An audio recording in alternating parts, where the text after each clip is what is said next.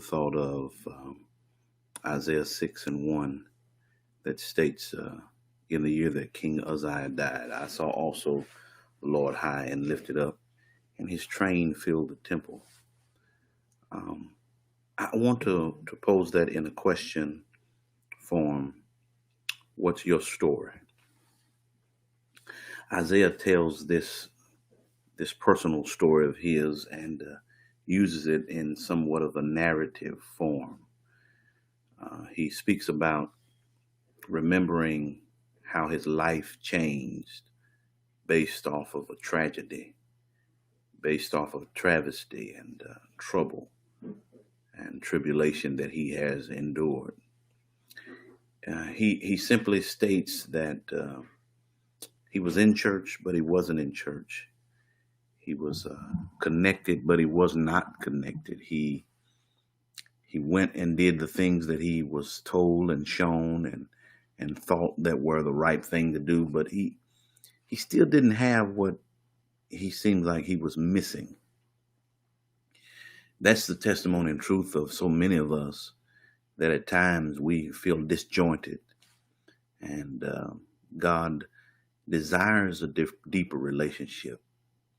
But guess what? It comes a time where when you have to realize that something else is needed other than the norm. And so what Isaiah says is it was in that year that his family member, his loved one, his friend died. It doesn't have to always be death. It could be when you ran into that brick wall, when depression set in so heavily on you, or when a loved one just abandoned you. It was then where Isaiah said that I saw the Lord. I saw also the Lord. I've been to worship. I've been to church and been to the places where I thought I needed to be. But this time it was different. He said he was sitting high and upon a throne, and hovering about him were six-winged seraphims, and they were crying, holy, holy, holy. And upon their crying, holy, holy, holy, the doorpost shook. Isaiah's life shook.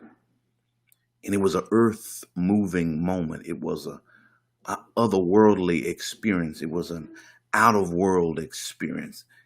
And let me tell you, beloved, you don't need to be in church to have this experience. You don't have to lean on a praise team or a musical crew or the pastor or being in the midst of other people. It can happen in your personal space. Isaiah said, I never experienced church like this. I was all by myself. But guess this, he goes to the altar. You don't have to go down to Goodwill's altar. You don't have to go down to the altar of your church or the foot of the pulpit. Make an altar at your home. Make an altar in your vehicle. Go outside at a different time and just sit there and lay before God. Just make an altar before God. And when you make that altar, you ought to make yourself available to him.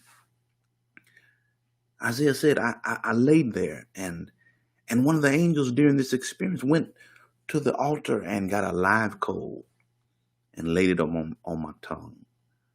Changed my conversation. It changed my whole being. It changed my perception. It made me see life differently.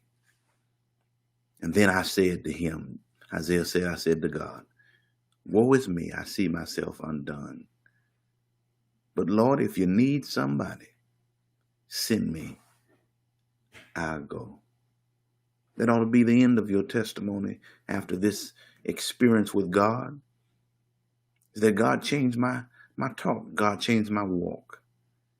And then God allowed that to be purged from me so that I could be ready for him to send me where he wanted me to go. Beloved, the question I have for you is, what's your story? Whatever it is that you may feel like is happening, it's not really happening. It's taking place to get you to the Isaiah posture. And that is to say, Lord, here am I. Send me. What's your story? If this 5-minute focus has blessed you, sow a $5 seed.